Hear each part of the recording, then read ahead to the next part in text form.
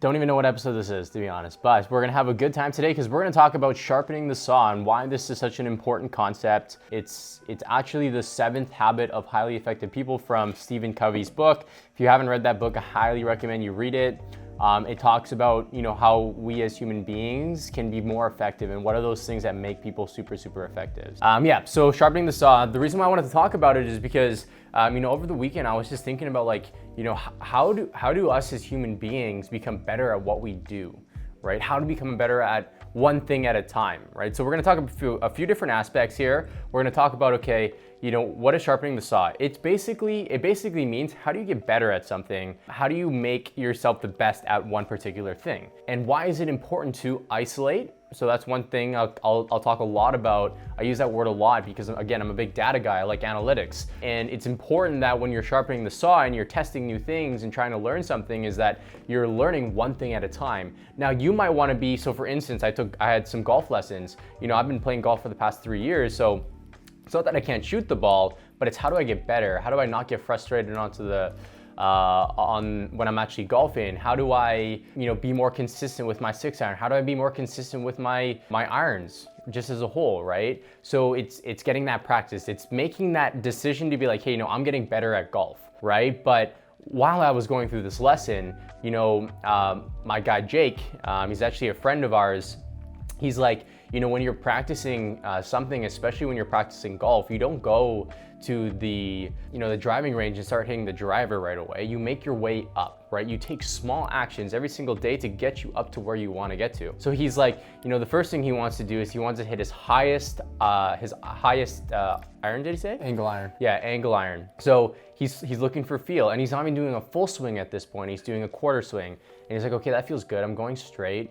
And then he's going and doing a half swing, and then he's doing a full swing, right? And that allows him to identify, okay, if I'm making mistakes with my easiest iron to hit or my easiest angle iron to hit, I'm probably gonna make that same mistake with the driver as well, right? Because how can you go see if you have an issue with something when you hit a driver, super fast, you're trying to go 250, 300 yards, how are you supposed to know whether or not that ball, starts left or goes right and all that kind of stuff as well? So again, starting small and working your way up. That's how you sharpen the saw. So if you're looking at building out a skill set, I'm not gonna go and learn that skill set in one day. I'm gonna be like, okay, well, this is the first thing I need to learn. And then this is the next thing I need to learn. But it's the repetition in between those, perfecting each step before moving to the next, right? Isolating one piece of data, perfecting that, understanding, okay, what's the cause, what's the effect? If I do this, what happens then, right? And then going into, that analyzation, being like, okay, this is working really well. I like this, I don't like this. I'm gonna take this out, I'm gonna continue doing that, right? And from there, you're gonna be able to build one piece at a time. And after you put all of that together, you synergize, and ultimately it becomes you building out that new thing that you're looking to build out. So again, very, very powerful. Yeah.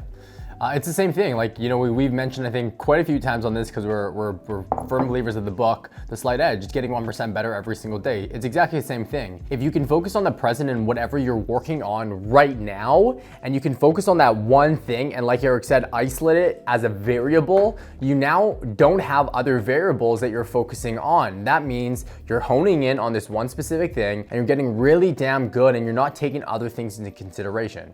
It's exactly the same thing. It's the same philosophy. I was actually reading a book yesterday that I started called The Power of When, and it's about chronotypes and certain things that you need to do depending on your chronotype. A chronotype essentially being, certain activities that you should be doing at certain times dependent on certain behaviors that you do throughout the day. So myself being a bear, my chronotype, it essentially lays out a very in-depth schedule on the best things to do in certain timeframes during the day.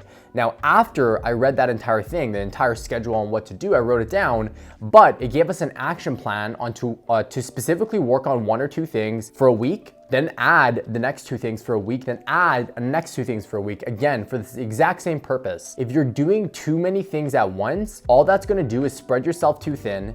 If something goes wrong, it's gonna create a lot more time on your hands to try to diagnose whatever issue that is at the end of the day. So just focus on one thing. And there's a really, really good book. It's literally called The One Thing. I can't remember the author, but all it's literally telling you, and it's the same thing. It's talking about what is the one thing that you can do today to make and move the needle forward in your life, forward in your business, whatever that looks like. It's the exact same thing where you're trying new things. You develop new habits, you develop new skills, you sharpen skills for the pure purpose of moving that needle forward. So again, what is that one thing that you need to work on? What is that one thing that you need to do in order to sharpen that skill? Okay, super, super important. I think it's such a fundamental thing, but transparently, I went through this hardship of trying to do too much at once, try to implement too much at once, and it literally sets you back, guys. So learn from us over the years that we've been in business. Learn from us, please, on when you want to evolve, when you want to adapt, when you want to sharpen skills, do one thing at a time, get really damn good, and move it forward. And then another thing I think is something that really helps myself personally, and Eric mentioned it. He purchased golf lessons to get good at something. You need to stop being selfish in I can do things by myself, okay? That's why we're firm believers in mentorship. Hiring someone that's teaching you golf is very much so a mentor. I recently started taking boxing classes I'm working with someone one-on-one for the pure fact that I know that I can get to my goal faster by working with someone that has done exactly where I want to get. So feel free to dive in and try to learn as much as you can. But if you really want to be an A player, if you really want to be someone that is absolutely amazing, hire people that are better than you because they're going to notice things, okay? Going back to the golf example, when I was golfing, I've been hitting, low 80s, mid 80s pretty consistently. It's pretty good, okay? But all said and done, as soon as I started working with Jake, our person that's teaching us golf, he's a professional golf player, he literally took these small little adjustments that I needed to do in my swing that I personally would have never realized myself, right? They're gonna notice these small little variables that you can change and implement, and those small changes are gonna yield massive results for you in the future. Yeah, absolutely. Yeah, I wanted to keep this one short, but I think it's a very powerful concept. And I think people think at it, well, for instance, let's say you have a goal that's to do 100 grand. We look at, building habits and building out a skill set, the same as building out and achieving a goal. You break that down into small little actions, and in turn, it then receives or gets to the point where I can essentially have that new thing built out for me. It's the same thing in business as well. It's like, if I'm learning a certain thing, I'm not gonna go and learn everything right away. You wanna do pieces at a time, and ultimately that will lead into you building out whatever that is, or you achieving that goal, or you making that amount of revenue, whatever it may be. But take it step by step and take it slow. Realize what you're learning, and it's like reading a book. You're not gonna go read a book in a day for you to just say you read a book. You're gonna go read a book, you're gonna go learn a few things in it and implement those few things, right? You might take notes of it, but I wouldn't go and implement every single one of those. I'm a big believer that I rather read a book 5 times instead of read a book every single day, because especially if it's one where you're learning, it's not gonna do you any justice by saying you read a book unless you do things that are actually actionable within that book. It just doesn't make sense. So that's all we got for you today, guys. I hope you guys have a great rest of your Monday and a great start to your Monday. And sharpen that saw.